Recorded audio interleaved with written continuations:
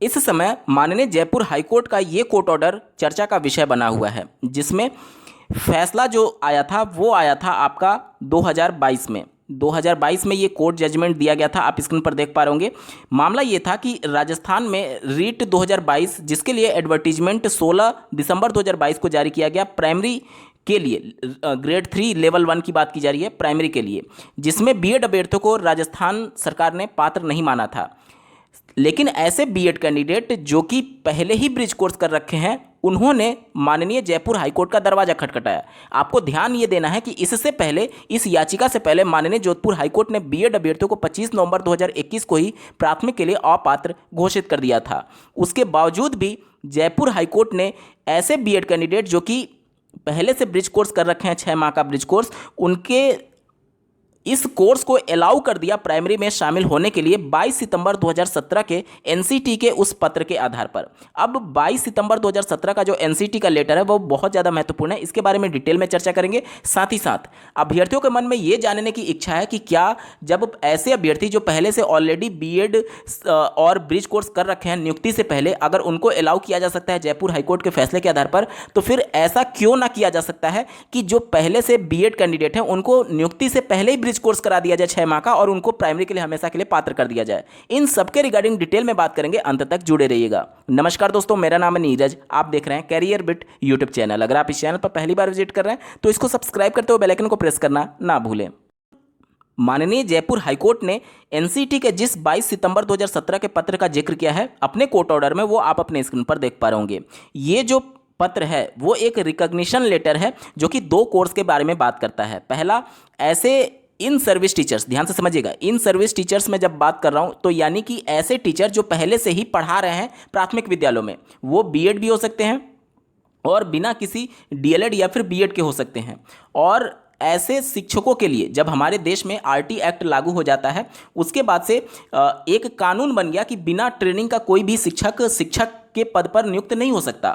इसलिए कानूनी तौर पर वो अवैध हो रहे थे। इसलिए केंद्र सरकार ने 2017 में एक पॉलिसी बनाई, संसद से उसे पास कराया कि ऐसे टीचर जो ऑलरेडी सिस्टम में हैं, जो पढ़ा रहे हैं, शिक्षण का कार्य कर रहे हैं, लेकिन उनकी ट्रेनिंग कंप्लीट नहीं हुई है, तो उनके लिए एक ट्रेनिंग प्रोग्राम लॉन्च किया जाएगा जो कि एनसीटी से अप्रूव्ड करा करके, और एक डिस्टेंस लर्निंग के माध्यम से जो कि एनआईओएस कराएगी, उसके माध्यम से उनको ट्रेनिंग दी जाएगी। अब 2 प्रकार के कोर्स लॉन्च किए गए। पहला कोर्स उन अभ्यर्थियों के लिए था जो कि प्राइमरी में एनसीटी के 23 अगस्त 2010 के हिसाब से पात्रता नहीं रखते थे, लेकिन वो ट्रेनिंग किए हुए थे, यानी कि बीएड कैंडिडेट जो कि 23 अगस्त 2010 के एनसीटी के नोटिफिकेशन के हिसाब से वो पात्र नहीं थे प्राइमरी में, लेकिन उन्होंने ट्रेनिंग कर रखा था, तो उनके लिए स्पेशली 6 माह का ब्रिज कोर्स लॉन्च किया जाता है। और दूसरा उन कैंडिडेट्स के लिए जो कि ना तो बीएड थे और ना ही डीएलएड थे, तो उनके लिए 2 साल का जो रेगुलर डीएलएड कोर्स होता है उसी के समकक्ष उनके लिए 18 माह का एक एनआईओएस ब्रिज कोर्स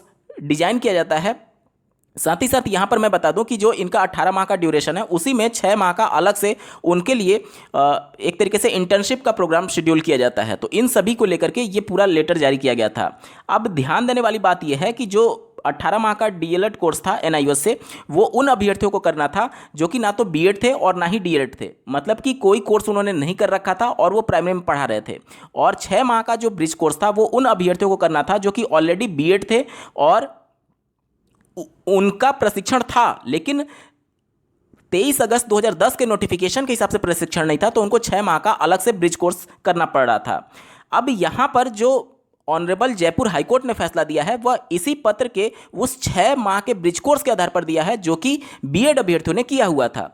केंद्र सरकार ने एक डेडलाइन रख दी कि 31 मार्च 2019 के बाद से कोई भी शिक्षक शिक्षण का कार्य नहीं कर सकता अगर वो ट्रेनिंग कंप्लीट नहीं किया है, और उनके लिए कि उन्हें कानूनी तौर पर अवैध ना माना जाए, इसलिए ये प्रोग्राम लॉन्च किया गया था। अब 31 मार्च 2019 लास्ट डेडलाइन थी, पूरे देश भर में ऐसे शिक्षक अपना ट्रेनिंग कंप्लीट कर लें। तो ऐसे शिक्षक जो कि पहले से सिस्टम में थे, चाहे वो सरकारी विद्यालय में, प्राइवेट विद्यालय में या फिर एडेड विद्यालय में, या जिसे अर्ध सरकारी के नाम से जाना जाता है, सहायता प्राप्त जिसे कहते हैं अर्ध सरकारी, तो तीनों में जो पहले से टीचर हैं उन्हीं के लिए केवल कोर्स लॉन्च किया गया था। यानी ये तो तय है कि ये कोर्स जो था वो नॉर्मल बीएड अभ्यर्थी नहीं कर सकते थे। या तो आप प्राइवेट स्कूल में पढ़ा रहे हैं, या फिर सरकारी स्कूल में पढ़ा रहे हैं, या फिर अर्ध सरकारी स्कूल में पढ़ा रहे हैं, तभी आप इसके लिए एलिजिबल होते थे। ऑनरेबल जयपुर हाईकोर्ट ने जो अपना जजमेंट दिया, उस जजमेंट के लास्ट पैरा में इन्होंने मेंशन किया कि इनको अलाउ तो किया जा रहा है, जो बीएड और ब्रिज कोर्स ऑलरेडी कर रखे हैं नियुक्ति से पहले ही उनको अलाउ तो किया जा रहा है, लेकिन इनका जो अभ्यर्थन होगा वो subject to outcome of this SLP रखा गया था। आप देख सकते हैं last line, subject to outcome of this writ petition. इस मामले को उसके बाद से कभी भी लिस्ट नहीं किया गया। आप स्क्रीन पर देख पा रहे होंगे, एक ही केवल ऑर्डर डेट है 18 जनवरी 2023 और उसके बाद से कभी भी इस केस को लिस्ट किया ही नहीं गया। यहाँ पर देख सकते हैं नेक्स्ट हियरिंग डेट में अगर मैं आपको दिखाऊं तो 15 मई को लिस्ट तो किया गया था, लेकिन इसमें कोई भी सुनवाई नहीं हुई थी। यानी कि अंतिम रूप से अभी जजमेंट आना बाकी है कि ऐसे अभ्यर्थी पात्र होंगे अथवा नहीं। इसको और ज़्यादा समझने के लिए आपको 23 अगस्त 2010 के उस नोटिफिकेशन पर चलना होगा, जिसमें और ज़्यादा आपको चीज़ें स्पष्ट होंगी। स्क्रीन पर आप एनसीटी के द्वारा जो भारत का राजपत्र प्रकाशित किया गया था 23 अगस्त 2010 को मिनिमम एलिजिबिलिटी तय करते हुए, इसमें पैरा 1 देखिए जो कि बात करता है कक्षा 1 से 5 तक के टीचर्स के लिए। इसमें बीएड अभ्यर्थी को एलिजिबल नहीं माना गया था 23 अगस्त 2010 के नोटिफिकेशन में, लेकिन साथ ही साथ इसमें ऐसे टीचर्स की बात की गई थी जो कि ऑलरेडी सिस्टम में थे, यानी पढ़ा रहे थे। यानी कि चूंकि जब ये आरटी एक्ट लागू हुआ उससे पहले भी तो हमारे देश में शिक्षा व्यवस्था थी, उससे पहले कोई नियम कानून तो था नहीं कि बीएड होगा या फिर डीएलएड होगा प्राइमरी में, तो उस समय बीएड भी प्राइमरी में चयनित होते थे। तो इनके लिए कानून ये बनाया गया। देखिए चौथे नंबर पॉइंट में मेंशन किया गया है, इस अधिसूचना की तिथि से पहले नियुक्त अध्यापक, यानी जो ऑलरेडी सिस्टम में थे जो पढ़ा रहे थे उनके लिए कहा यह गया है कि इस अधिसूचना की तिथि से पूर्व कक्षा 1 से 8 के लिए नियुक्त निम्नलिखित श्रेणी के अध्यापकों को उपयुक्त पैरा 1 में निर्धारित न्यूनतम योग्यताएं हासिल करने की आवश्यकता नहीं है। यानी कि पैरा 1 में क्या था, प्राइमरी की एलिजिबिलिटी, यानी कि अगर कोई कैंडिडेट इससे पहले जो 23 अगस्त 2010 से पहले अगर सिस्टम में है यानी नियुक्त है, तो उनके लिए वो एलिजिबिलिटी हासिल करना जरूरी नहीं है। लेकिन कब, उसके लिए 2 कंडीशन बताए गए हैं। पहला कंडीशन दिया गया है, देखिए पहला कंडीशन दिया गया है कि राष्ट्रीय अध्यापक शिक्षा परिषद विनिमय 2001 के अनुसार 3 सितंबर 2001 अथवा उसके बाद नियुक्त अध्यापक, ठीक है। और इसी में आगे लिखा गया किंतु बीएड की योग्यता रखने वाले 1 से 5 के अध्यापकों या बीएड या डीएड विशेष शिक्षा, यानी बीएड विशेष शिक्षा और डीएड विशेष शिक्षा की बात की जा रही है, उनके लिए 6 माह का ब्रिज कोर्स करना होगा, ठीक है। ध्यान से समझिएगा, ये बीएड स्पेशल एजुकेशन जो होते हैं और डीएड जो स्पेशल एजुकेशन होते हैं उनके लिए 6 माह के ब्रिज कोर्स की बात की गई है। और ख वाला पॉइंट सबसे ज़्यादा महत्वपूर्ण है इस केस के संदर्भ में। देखिए क्या बोला गया है, 1 से 5 तक के शिक्षा स्नातक योग्यताधारी अध्यापक बीएड की बात की जा रही है, जिसने पूर्व में राष्ट्रीय शिक्षा अध्यापक शिक्षा परिषद द्वारा अनुमोदित 6 माह का ब्रिज कोर्स आधारभूत अध्यापक पाठ्यक्रम विशेष बीटीसी पूरा कर लिया है। यानी कि जब 23 अगस्त 2010 का नोटिफिकेशन जारी हुआ उससे पहले भी देश में विशिष्ट बीटीसी के नाम से कोर्स चलता था, विशेष बीटीसी के नाम से कोर्स चलता था। अगर कोई बीएड कैंडिडेट उस कोर्स को पहले ही कर लिया है और इस अधिसूचना 23 अगस्त 2010 से पहले बीएड और डीएलएड 6 माह का जो स्पेशल बीटीसी कोर्स था वो कर लिया है, तो फिर उसको जो पैरा 1 में मिनिमम एलिजिबिलिटी है वो हासिल करने की आवश्यकता नहीं है। यानी कि यही वो 6 माह का ब्रिज कोर्स है जिसके आधार पर ऑनरेबल जयपुर हाईकोर्ट ने फैसला दिया था। और ये जो 23 अगस्त 2010 का जो नोटिफिकेशन है वो ऑलरेडी ऐसे टीचर्स की बात कर रहा है जो कि 23 अगस्त 2010 से पहले नियुक्त हुए हैं, उनके लिए ये लागू होगा। ये जो 23 अगस्त 2010 का नोटिफिकेशन है एनसीटी का, वो कह रहा है। अब आते हैं कि क्या इस मामले में अभी अंतिम रूप से फैसला नहीं आया तो क्या ये एलिजिबल हो सकते हैं। देखिए जो 23 अगस्त का नोटिफिकेशन है वो तो साफ तरीके से ये कह रहा है कि जो ऑलरेडी इस नोटिफिकेशन से पहले चयनित हो गए हैं उनके लिए ये लागू होगा कि अगर आपने बीएड और डीएलएड पहले से माफ़ कीजिएगा बीएड और 6 माह का ब्रिज कोर्स पहले से कर रखा है तो आपको डीएलएड करने की आवश्यकता नहीं है। लेकिन अगर उसके बाद की अगर आपकी नियुक्ति है, उसके बाद की नियुक्ति है तो ये उस पर लागू नहीं होगा। और अगर उसके बाद आपने बीएड प्लस ब्रिज कोर्स कर रखा है तो उसके संबंध में भी 23 अगस्त 2010 का जो नोटिफिकेशन है वो बातें नहीं करता है।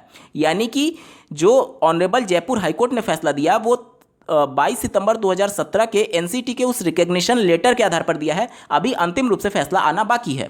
लेकिन साथ ही साथ आपको यह भी नहीं भूलना चाहिए कि माननीय पटना हाईकोर्ट ने जो अपना जजमेंट दिया एनआईओएस डीएलएड को प्राथमिक में पात्र करने के संदर्भ में वो 22 सितंबर 2017 के उस रिकॉग्निशन लेटर के आधार पर दिया था। तो जब NIOS डीएलएड अभ्यर्थी उसी रिकॉग्निशन लेटर के आधार पर अगर प्राथमिक में पात्र हो सकते हैं, तो जो bridge course plus BEd candidate है वो भी उस रिकॉग्निशन लेटर के आधार पर पात्र हो सकते हैं। यहां तक तो चीज़ें आपको स्पष्ट हो रही होंगी। लेकिन साफ तौर पर ये अब प्रश्न आएगा कि फिर ऐसा क्यों ना किया जाए कि जो 2018 से 2023 के बीच में बीएड कोर्स कर रखा है उनको भी इस प्रकार का 6 माह का ब्रिज कोर्स पहले करा दिया जाए। देखिए ध्यान से समझिएगा, अभी जो जयपुर हाईकोर्ट का फैसला है या फिर NIOS डीएलएड के मामले में जो फैसला है विभिन्न हाईकोर्ट का, वो इन सर्विस टीचर्स के लिए था, वो फ्रेश बीएड कैंडिडेट के लिए नहीं था। और जो ये 6 माह का ब्रिज कोर्स ऑलरेडी कराया जा चुका है 2017 में, वो भी इन सर्विस टीचर्स के लिए था जो पहले से सिस्टम में पढ़ा रहे थे, फ्रेश बीएड कैंडिडेट के लिए नहीं था। 11 अगस्त का जो जजमेंट सुप्रीम कोर्ट ने दिया है, सुप्रीम कोर्ट अपने कोर्ट जजमेंट के पेज नंबर 25 में केंद्र सरकार से पहले ही नाराजगी इस बात को लेकर के जाहिर कर चुकी है। आप अपने स्क्रीन पर ध्यान से देखिएगा, दूसरे पैरा में दूसरा लाइन ध्यान से देखिए, it is not to impart quality education but to provide more job avenues to BEd trained candidates as this seems to be the only reason for their inclusion। Supreme court साफ शब्दों में कह रही है कि यहाँ पर केंद्र सरकार सिर्फ और सिर्फ बीएड अभ्यर्थियों को ज़्यादा रोजगार के मौके देना चाहती थी, इसलिए वो बीएड को प्राथमिक में शामिल की थी, ना कि क्वालिटी एजुकेशन के लिए। यानी केंद्र सरकार से पहले ही सुप्रीम कोर्ट ने नाराजगी इस बात को लेकर के जाहिर कर चुकी है। अब अगर ये मामला फिर से होता है कि ऐसे कैंडिडेट को पहले ही ब्रिज कोर्स करा करके और इस प्रकार से शामिल किया जाए, तो ये मामला अगर कोर्ट में जाता है तो सुप्रीम कोर्ट का ये वर्डिक्ट फिर से केंद्र सरकार का अपोज करेगा कि आप इस प्रकार की चीज़ें नहीं कर सकते। ये सुप्रीम कोर्ट के जजमेंट में बातें में मेंशन की गई हैं ऑलरेडी।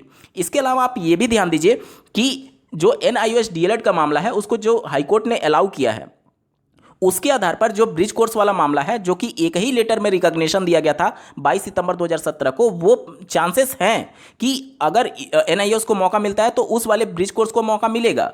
और अभी ये मामला ऑनरेबल सुप्रीम कोर्ट में विचाराधीन है, तो अभी कुछ भी कहना थोड़ा जल्दबाजी हो गया सुप्रीम कोर्ट का जब तक जजमेंट नहीं आ जाता है।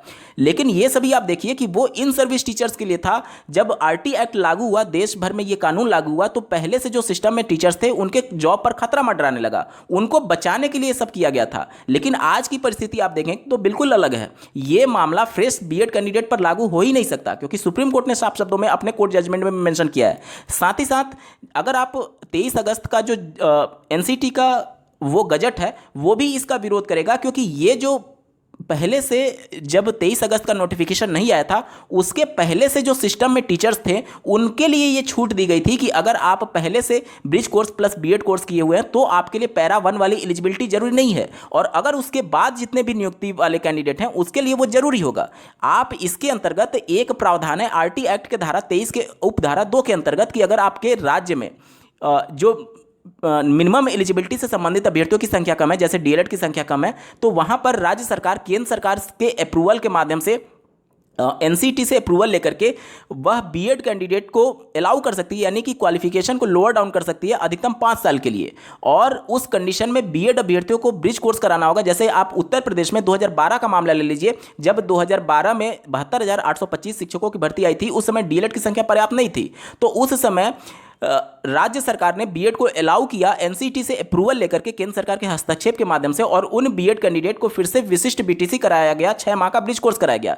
तो ये सभी जो प्लान होते हैं वो इन सर्विस टीचर्स के लिए होते हैं। NCT की गाइडलाइन साफ तौर पर कह रही है अगर आप फ्रेश बीएड कैंडिडेट को इस प्रकार का कोर्स कराने जाएंगे तो पहले तो NCT का वो गाइडलाइन अपोज करेगा, और दूसरा ऑनरेबल सुप्रीम कोर्ट का ये कोर्ट जजमेंट के पेज नंबर 25 का ये वर्डिक्ट अपोज करेगा कि आप बीएड को सिर्फ और सिर्फ रोजगार देना चाहते हैं, इसलिए उनको प्राथमिक मिला रहे हैं, ना कि क्वालिटी एजुकेशन की बात कर रहे हैं। और साथ ही साथ इसका डीएलएड अभ्यर्थी भी अपोज करने लगेंगे। इस वीडियो को देखने के लिए आपका बहुत बहुत धन्यवाद। भगवान करे आपका दिन शुभ हो।